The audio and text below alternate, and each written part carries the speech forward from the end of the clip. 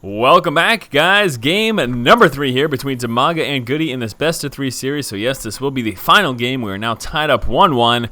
Last game here in the series will be on Shattered Temple. We do have over in the far left position DIMAGA as our red Zerg player, and right on over here in the far right is GoOdy as the purple Terran player. So last game, GoOdy opened up with Reaper Harass again, same as he did in the first game. However, in game number 2, he was much more successful, managed to do a bit of damage, kill off a few Zerglings, also did some damage to the Queen. Now, the big problem was that secondary Hellion Harass, the Blue Flame Hellion Harass we saw from GoOdy, was successfully stopped by DIMAGA. GoOdy didn't end up getting medevac there, wasn't able to drop, attempted to go in the front of DIMAGA's natural. DIMAGA had no problem fending that off. And then we saw DIMAGA go incredibly Roach heavy, work his way up to Overlord speed and drop. But the big problem was GoOdy pushing across the middle, got his tanks caught unsieged with that Roach heavy army of DIMAGA. DIMAGA was able to overwhelm him there and then just push towards GoOdy's base for the quick GG. So there you go. 2 relatively quick games. This is going to be, again, game number 3. And let's take a look at how this one plays out. GoOdy starting off there with that Rax at 11. Looks like he will be opening up Reaper again. So GoOdy one more time opening up Reaper. He's going to be doing it. He did it for those first 2 games. Feels like he should be doing it again. And there you go. Now, the Reaper Harass can certainly be effective. It follows kind of the same general principle of that opening Marine pressure that we sometimes see in a 1-Rax or 2-Rax expand from Terran players. The biggest thing is, get some scouting done, do a little bit of damage, but one of the biggest things is to force that Zerg player to make some Zerglings instead of drones. If you can do that, then that's good enough as is. You don't even have to get many kills, but if you can force them to, if you can force a slow up of their economy by forcing Zergling productions as opposed to drones, and that's a pretty good victory there, albeit a small one. So right now, GoOdy dropping the tech lab on that Rax, preparing to come out with that first Reaper, and at the same time moving out with that SCV Scout.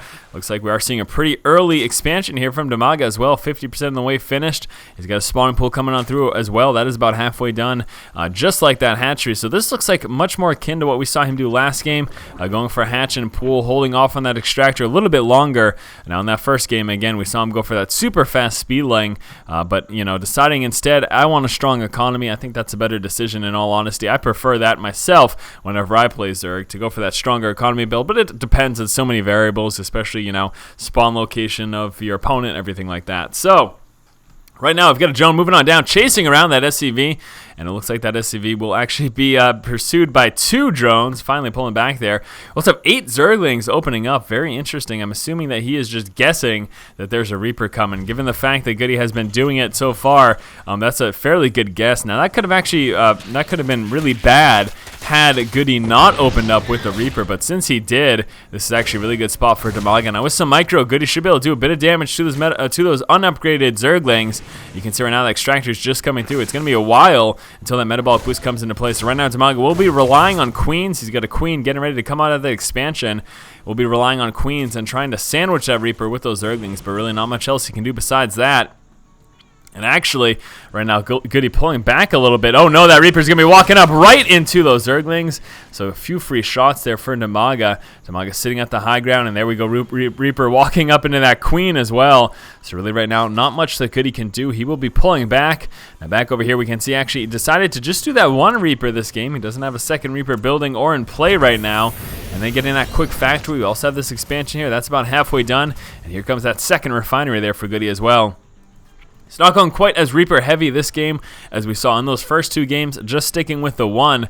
Now, again, we saw what happened. DIMAGA was expecting that, even without scouting it out. Again, look at this. We've had no scouting whatsoever here from DIMAGA. DIMAGA just finally checking. He hasn't even checked this position, although this may be a variation of the map where that close spawn isn't even possible. I'm not certain which variation of Shattered Temple this is, though. I'm quite possible one of you guys who are watching know, but nonetheless, right now, just moving in with that Overlord Scout, and the fact that he got pretty lucky, because if he had made those 8 Zerglings and GoOdy didn't push out with an early Reaper and just went kind of an economy style build, then that would have actually been really, really bad for DIMAGA. But it paid off as we saw, so no big deal whatsoever. There's no need to continue to mention it. And we do have a follow-up again here from GoOdy of some Blue Flame Hellions. Looks like this time he will be working his way with a drop as well, though, because we have that starport just about finished. And actually a second starport. GoOdy mixing it up yet again. He's coming out with the second starport. Looks like Banshees will be the name of the game here. GoOdy, 2 starport Banshee opening. Very crazy stuff indeed. And here comes a Roach heavy push. I can't believe I even missed that. DIMAGA, and really not droning up hard at all. Instead, coming out with a lot of Roaches early on. Here we go. Regular Zerglings moving across the map as well. We do have no metabolic boost, just going super Roach heavy. Now that Banshee, once that comes into play, will certainly help GoOdy quite a bit. But right now, I'm a little bit concerned. Doesn't really have the proper unit composition to deal with this. Marines, Reapers, and Hellions all bad against the Roach. Every single one of them do terrible against the Roach. And no, wasn't able to stop that blue flame from coming through. Not that it matters much against those Roaches. Roaches will be trying to get as close as they can to take out those Marines, as well as those oh my God, as well as those Hellions. But these Roaches have a great opportunity to do a bit of damage. Now again, we do have that Hellion. Will be coming through in just a moment. GoOdy forced to come down with those SCVs to do what he can, and unfortunately GoOdy not going to be able to target fire down these in time. But the big thing is right now that DIMAGA knows that these Banshees are coming out right now for GoOdy. So although he is going to be losing these Roaches, he's going to try to stay in and do as much damage as possible. He managed to stop a lot of mining there from GoOdy, which was really good. He's actually been moving right into the resource line and trying to kill things off. But we're going to see another Queen come out here for DIMAGA, as well as he's actually droning up and coming out with a couple of Spore Claws as well. So there you go. He did do a bit of damage here, but the biggest thing is he get that full-on scouting information. You can see GoOdy is behind right now in terms of resources lost. Do you want to take a quick look at that income? GoOdy severely behind DIMAGA, finally trying to work his way back up. But that was absolutely phenomenal right there. Very strong Roach push there from DIMAGA, sitting in a fantastic position. Managed to kill off 13 SCVs total of GoOdy. Now, again, we've got those Spore Crawlers for defense. I'm not sure if we even saw that Cloak research coming through. No, we do not. These are just regular Banshees that we're going to be seeing GoOdy push out with. And here comes that Spire as well. So DIMAGA will have absolutely no problem dealing with that. In fact, we have, wow, 3 Spore Clawers over there in the main and 2 in the natural. Almost seems like a little bit of overkill, but you know what? Since this is, besides these Queens, that's his only anti-air right now. I really can't say I blame him too much. We have an additional Queen coming out. There's that Spire. We'll actually be seeing the Spore Crawler move on over into a different position, hopefully allowing him to defend that Spire a little bit.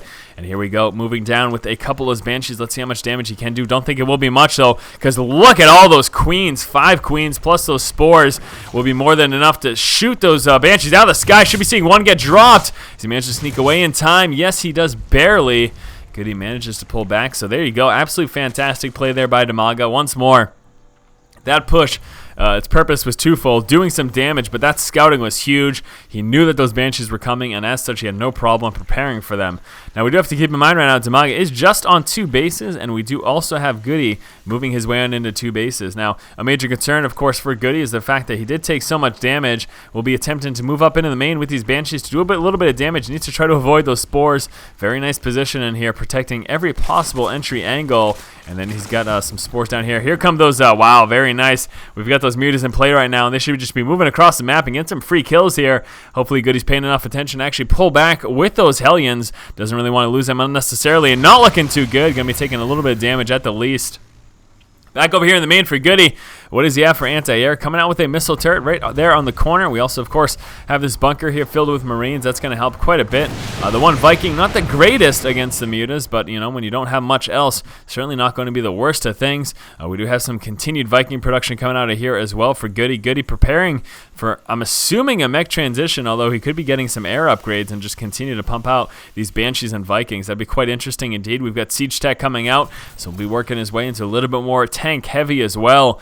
So yeah, very interesting unit composition that we are seeing here from GoOdy. We do just have a couple Mutas on the board. Looks like besides those 4, not going to be seeing any more from DIMAGA. DIMAGA also moving his way right now into that 3rd expansion. We'll be taking that high yield, doing what he can to spread some creep around the map.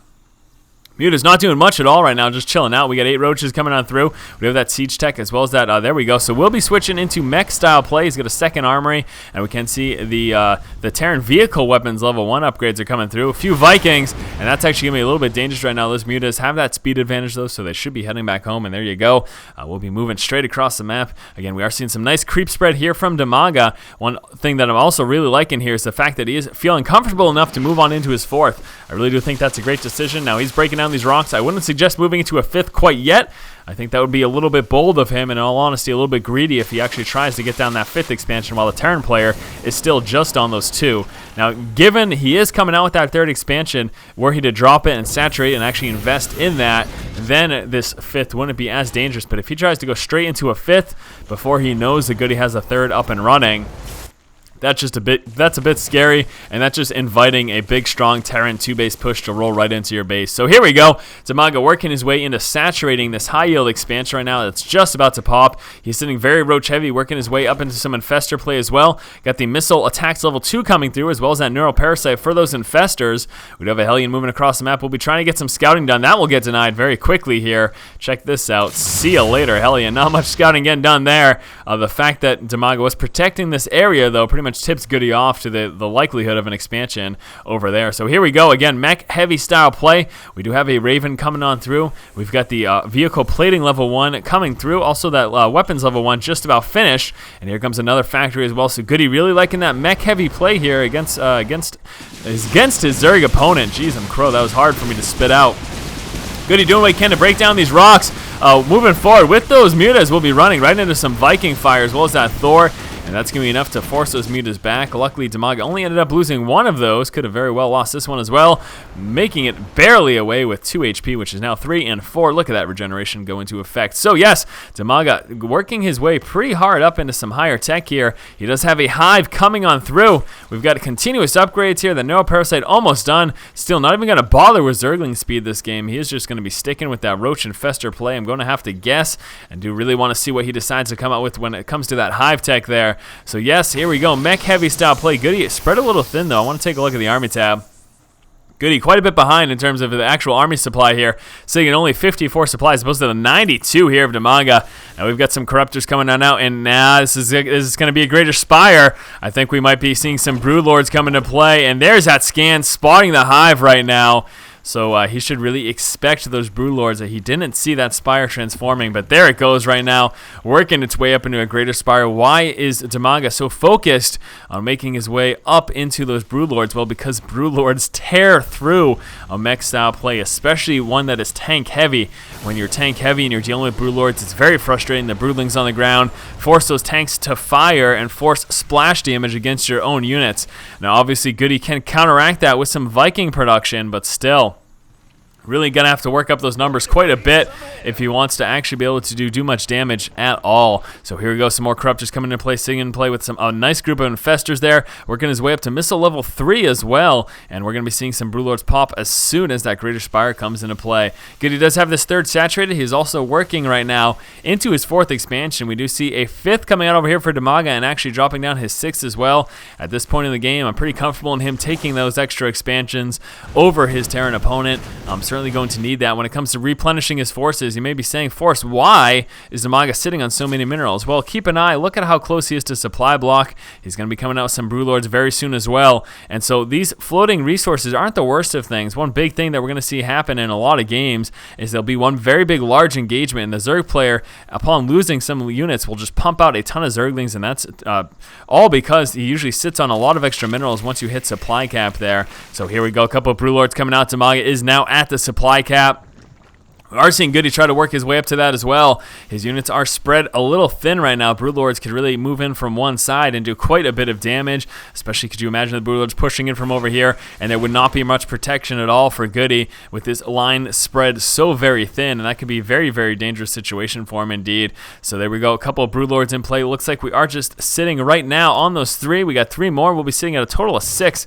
I'm actually not sure where those additional 3 Broodlords are. I'm not really sure at all where those broodlords were chilling out. In all honesty, I do not know. There they are. So there are the broodlords right now. And here we go to DIMAGA, getting ready to push across the map. He's sitting above supply cap right now.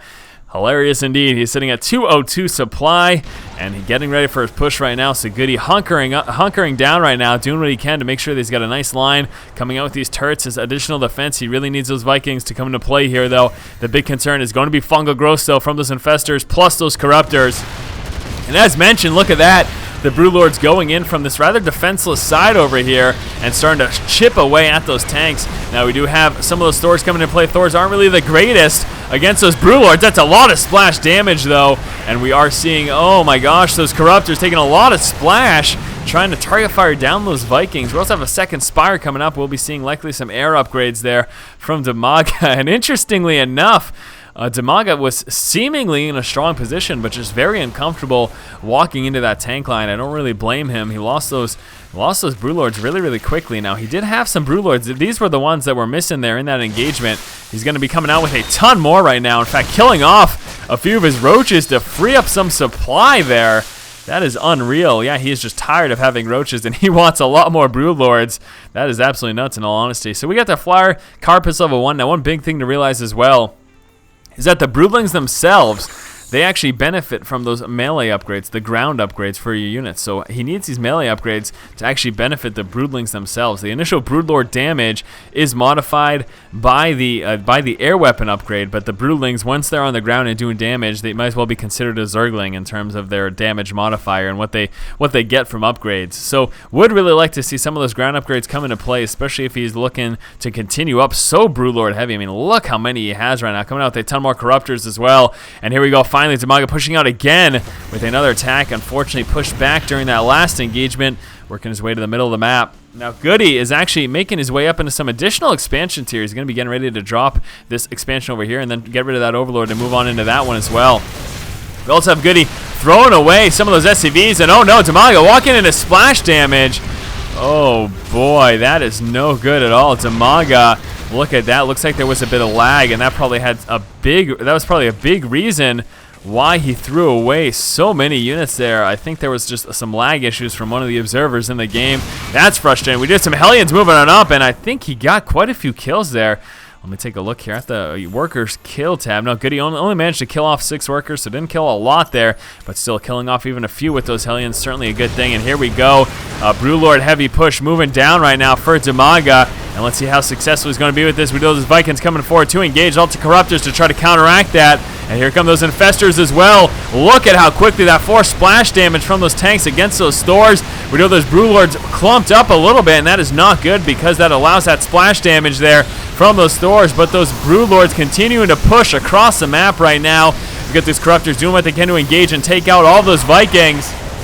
DIMAGA in a very strong position right now. He's got 13 more Corruptors coming on through, continuing up this push with these Broodlords. He's still got a few Corruptors. There's a Neural Parasite there in that one tank, and then subsequently we'll be taking it down. The Roaches on the ground continue to move forward and do what they can to mop things up, and this is looking very strong right now for DIMAGA. Very, very strong push, and there it is, the GG from GoOdy. GoOdy opened up this game again with some Reaper harass. However, preemptively, DIMAGA made a bunch of Zerglings and had no issue dealing with this whatsoever. GoOdy then worked his way up into his expansion and double starport for some heavy Banshee opening. However, at the exact same time, we saw a very strong Roach push moving across the map for DIMAGA. He was able to work his way right up into GoOdy's main. These Marines, Hellions, and Reaper, none of which are good against the Roach. It wasn't until GoOdy actually came out with that Banshee that he was able to do some damage and defend himself against this strong Roach opener. Now keep in mind though, DIMAGA not only doing a bunch of damage here, but getting that full-on scouting, which allowed him to be fully prepared for those Banshees once they moved out for that counterattack. As expected, GoOdy's counterattack was very unsuccessful. We saw a handful of Queens here, plus Spore Crawler placement, all due to that aggression and scouting from DIMAGA allowed him to easily deal with these Banshees. We then saw both players macro up, GoOdy going into some mech heavy play and then moving into his third at the high yield, while DIMAGA worked quickly into Hive Tech, getting a greater Spire, allowing him to come out with some Broodlord Infestor composition, also getting a third at a high yield, working his way up into his 4th, 5th, and 6th expansions as well. At the 20-minute mark and sitting at supply cap, DIMAGA pushed out with a few Broodlords, very Roach heavy, and some Infestors. He did have trouble dealing with this spread out siege line plus those Thors and Vikings, however, and was eventually forced to retreat.